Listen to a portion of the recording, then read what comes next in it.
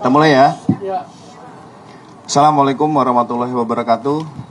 Selamat malam, salam sejahtera bagi kita semua. Shalom, Om Swastiastu, Namo Buddhaya, salam kebajikan rahayu. Terima kasih rekan-rekan sekalian sudah menunggu hari ini. Yang pertama, kami akan menyampaikan perkembangan penanganan peristiwa ledakan di SMA 72 Kelapa Gading, Jakarta Utara. Langkah-langkah kepolisian yang sudah dilakukan oleh satuan kerja lainnya, jadi ada beberapa satuan kerja, bukan hanya Polda Metro Jaya, ada Densus 88, ada Puslap 4 Mabes Polri, serta ada dari Polres Jakarta Utara. Gegana Brimob melakukan sterilisasi di lokasi kejadian, mengingat temuan bahan peledak sehingga lokasi TKP harus steril sebelum dilakukan olah TKP dari Puslap 4 Mabes Polri. Setelah itu melakukan pendataan dan pengolahan barang bukti dan dilanjutkan dengan penggeledahan. Tadi disampaikan oleh Bapak Kapolri di Rumah Sakit Islam Jakarta tentang jumlah korban. Kami tekankan jumlah korban 96 orang. Saat ini yang dirawat berjumlah 29 orang. Dengan rincian 14 di Rumah Sakit Islam Jakarta, 14 di Rumah Sakit Yarsi, dan 1 di Rumah Sakit Pertamina. Sementara 67 orang lainnya sudah pulang ke rumah dalam kondisi lebih baik. Penyelidikan dan penanganan peristiwa ini, Polri melibatkan KPAI dan tim trauma healing. Mengingat adalah korban dan yang diduga melakukan suatu perbuatan adalah anak yang berhadapan dengan hukum. Artinya masih dianggap berstatus anak. Harapan Bapak Kapolri dan Kapolda Metro Jaya berharap sekolah segera kembali normal dan aktivitas belajar bisa kembali pulih. Untuk motif masih didalami oleh Densus 88 dan Krimum Polda Metro Jaya.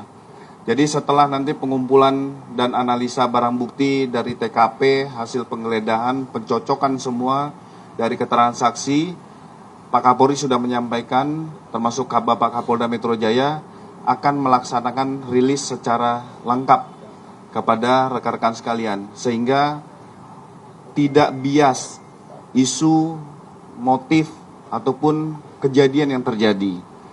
Perlu kami sampaikan kepada rekan-rekan sekalian, untuk kita sama-sama menjaga, ada hak-hak khusus yang harus dipenuhi, yaitu perlindungan tentang identitas dan perlakuan khusus terhadap anak yang berhadapan dengan hukum. Kita menghimbau bersama-sama kepada seluruh masyarakat untuk kita bisa berempati, kita lebih bijak untuk menangani peristiwa ini. Mungkin dari rekan-rekan ada yang mau ditanyakan? Kemarin di Cina itu kan sudah dilakukan penggeledahan di rumah terduga pelaku. Apa saja barang yang diambil oleh penyidik, dan yang kedua, apakah kegiatan belajar mengajar di SMA Negeri 72 itu akan berlangsung normal hari Senin besok atau gimana, Pak? Oke. Yang pertama kami sampaikan dari rangkaian kegiatan yang dilakukan oleh kepolisian, dilakukan penggeledahan. Penggeledahan ini dari alat bukti yang ditemukan di TKP merujuk untuk memilah persesuaian antara barang bukti pada saat penggeledahan dengan barang bukti yang ada di TKP. Nanti untuk lebih detailnya disampaikan dari rilis, mengingat yang melaksanakan ada Puslap 4 Mabes Polri. Yang kedua, penekanan dari Bapak Kapolri dan Kapolda Metro Jaya, diharapkan kegiatan belajar mengajar tetap bisa berjalan kembali secara normal. Itu harapan kita bersama. Di situ juga di posko pihak Polri bersama KPAI mempersiapkan tim trauma healing untuk sama-sama bukan hanya fokus terhadap pemulihan medis, tetapi juga pemulihan terhadap psikis bagi korban maupun yang diduga melakukan tindak pidana. Tapi Ya. tadi kan Pak Kapolri juga tadi sempat nyebutin barang bukti ada serbuk segala macam gitu kan. Itu mungkin serbuknya apa tuh Pak Kadip? Karena ini juga yang foto beredaran di Kemendagri itu ada banyak tulisan serbuk. Dan yang kedua Pak Kadip,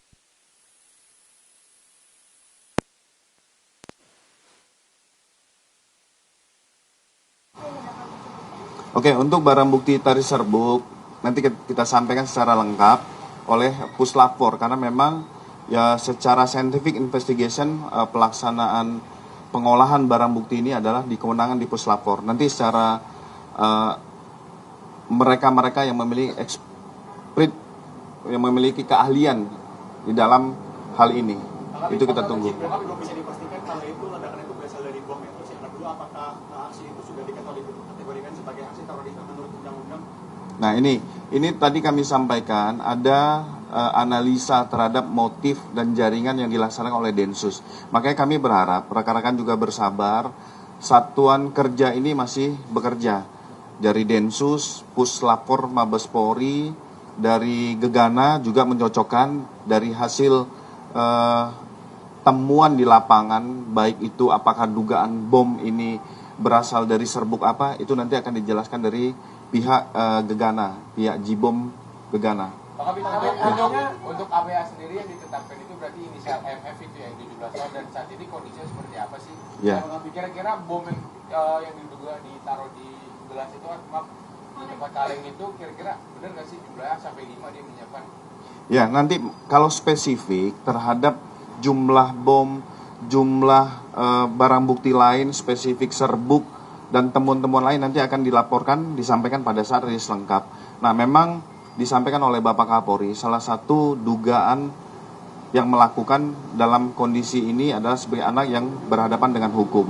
Nah, masih dalam perawatan dan kondisinya sudah sadar, termasuk kita saat ini adalah fokus dulu terhadap pemulihan. Tadi Bapak Kapolri melaksanakan kunjungan, membesuk para korban-korban yang ada, memberikan motivasi dan bekerja sama dengan KPAI. Tadi juga ada direktur dari Rumah Sakit Islam juga menyampaikan prioritas pertama adalah perawatan intensif kepada para korban dulu. Untuk ABA ini MF bukan, Ya. Pak Kabit? infonya itu ada yang masuk ICU, apakah yang di ICU itu salah satunya adalah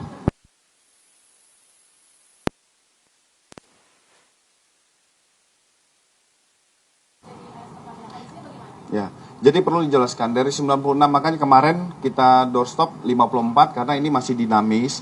Data yang kita dapat sampai dengan sore hari ini itu 96 korban. Terdiri dari beberapa rumah sakit, ada puskesmas, rumah sakit IRC, rumah sakit Islam, ada klinik di Lantamal, termasuk ada Pertamina. Ini mungkin dari pihak keluarga mengharapkan apakah dirujuk untuk pengobatan tersebut. Gitu. Ada lagi terakhir? Terkait dengan keterlibatan Densus di sini berarti ada indikasi bahwa terduga pelaku ini terafiliasi dengan jaringan teror tertentu. Yang kedua, tadi Pak Kapolri juga menegaskan bahwa aktivitas media sosial daripada terduga pelaku ini sedang ditelusuri. Apakah benar terduga pelaku ini bergabung dalam salah satu grup di medsos terkait dengan kelompok teror gitu, Pak Kapolri? Ya.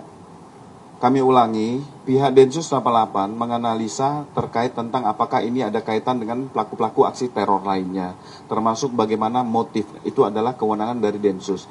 Makanya kami sampaikan, kami berharap rekan-rekan juga bersabar. Dalam waktu dekat Bapak Kapolda akan melaksanakan rilis secara paripurna, secara lengkap dari seluruh satuan kerja yang kami sampaikan tadi. Saya rasa itu rekan-rekan ya.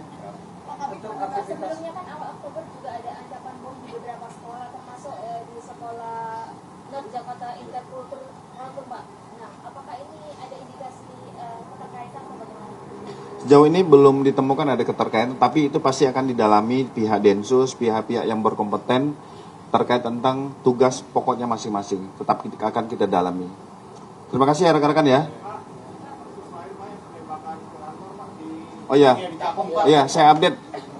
Memang terjadi penembakan diduga pelaku curanmor. Dia terjadi dini hari tadi sekitar pukul 3.30.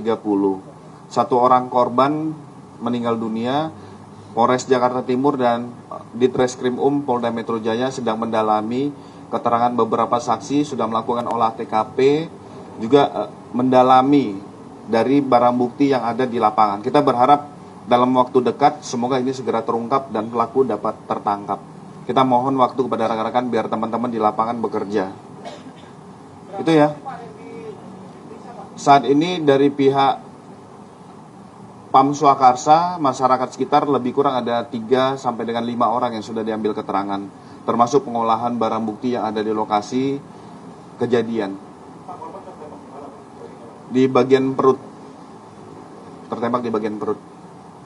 Saya rasa itu rekan-rekan, cukup ya. Terima kasih.